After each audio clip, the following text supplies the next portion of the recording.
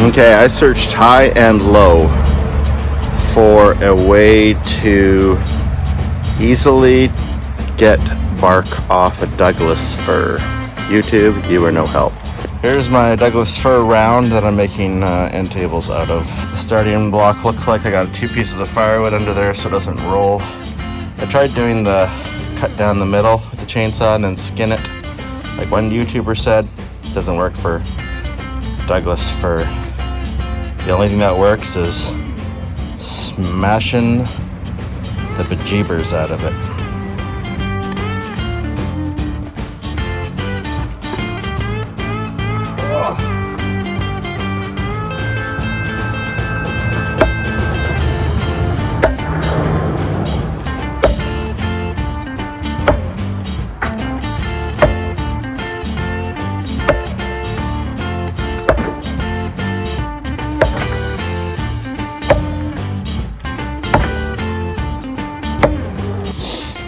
I know, I wouldn't have believed it unless I'd seen it with my own eyes.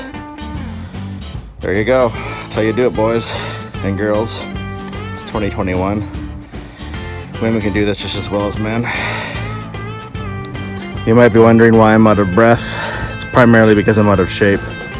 But secondly, it's because it's just plain old hard work. And you wonder why I'm wearing the funny helmet beekeeper thing. That's because I gotta protect the money maker. Those chunks of bark come flying off. Kind of feels like a paintball hitting you, at least in the legs when it hits you. I wouldn't want to take one in the teeth. Wreck those beauties. I'm kind of regretting running that line down the bark with the power saw. It's about 1/16 of an inch in there. You can take it out a bit with the sander. When you hit this, the bark does go flying and the cats just go crazy for it. Caspian was in the outfield there earlier, catching bits as they flew off. Handsome cat.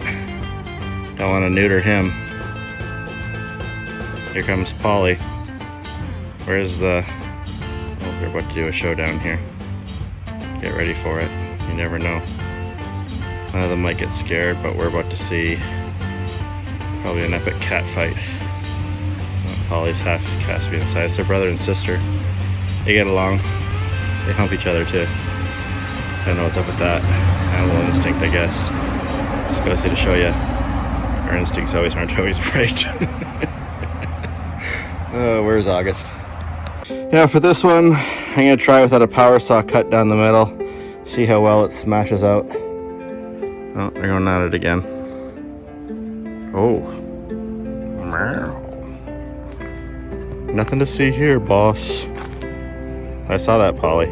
That was a cheap late shot. Oh, here comes the Lone Ranger. August. Caspian thinks that August can't see him. Oh, there they go. There they go. August does not want to have any part of it today. It's a bit moody, this cat. Anyways, I do not like videos about cats. Don't even like cats. Anyways, I was gonna say you can smash the bejeebers out of these blocks, but see right there? Let's hit a little too hard after the fact. Well, I'm gonna show you an example of what happens when you overhit it. Hit it once is all it's usually needed in one spot. Hit it twice sometimes to loosen it. Hit it a third time, you get that damage in there. It's a bit of a pain to clean out later, I'd imagine. We'll see. But yes, this does answer the question. You don't have to rip a little primer line in there. Just smash the bejeebers. I ate a bag of Ariba nacho chips last night, so it's kind of slowing me down. Arriba! Oh, there we go. The real Mr. Beast. Well, hour and a half later, got 4 stripped. I think I must be about 3 hours into this project. These things, when done, by the way, I see them sell online between $250 to $350 each. I know, what a ripoff. Although By the time I'm done this, it'll probably work out to about $5 an hour. August, what are you up to? What are you up to, August? Hey, I'm up here. Look at my eyes. Look at my eyes. Oh, you're gonna do the catwalk. Alright, I got the blocks in the shop. And now it's time to scrape off the remaining bits of, I think it's called cambrium or cambria or something like that. Come here, get a close up, Chuckles. It's this, that last layer. See it? Getting that off before we let it dry out a little bit and then take the sander to it. All right, Chuckles. An hour later, we got the 4 stripped down to their, just a little, I don't know what that is, that little red filmy layer. To sand the blocks, we are trying angle grinder. It's a 4.5-inch angle grinder with sandpaper on it. Right now we're using 50 grit and it's doing pretty good. It gets gummed up a little bit because the wood's wet and stuff, and it's fur. But anyways, about 1 pad per block is what it, and about an hour per block is what it takes.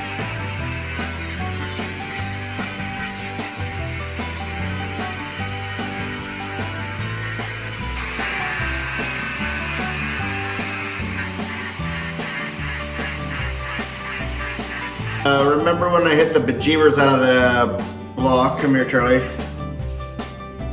Right there, see? That's from a sledgehammer hit too hard. I'll show you with the angle grinder. We're just turning it into a feature. All right, Chuckles, come on in.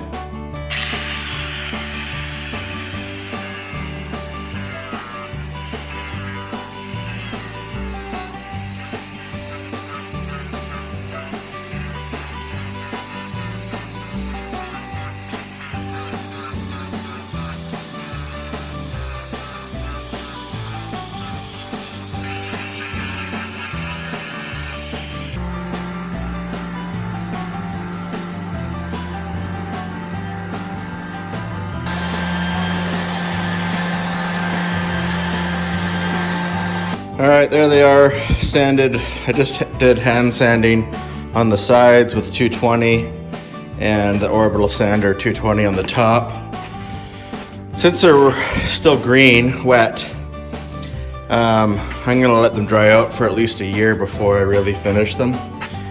But, and then also have to come in there with a flattening bit on a router jig to truly flatten them, level and smooth.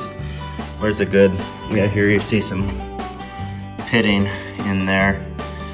You could sand for days, I think, I know, or maybe use a hand planer or something, but on end grain, that's just a pain in the butt. All right, next I use this 5-gallon bucket, it's about 10 inches, I think, at the bottom, to trace out 4 bases that I'll just screw onto the bottom. It's 3/8 plywood. All right. I got 4 circles cut out. I used a bit of the jigsaw, just cut it off the bigger piece and accelerate the process on the bandsaw. Anyways, they don't have to be perfect because nobody will see them. But yeah. Put a screw a little bit through, line it up at the heart of the log, which is about right there.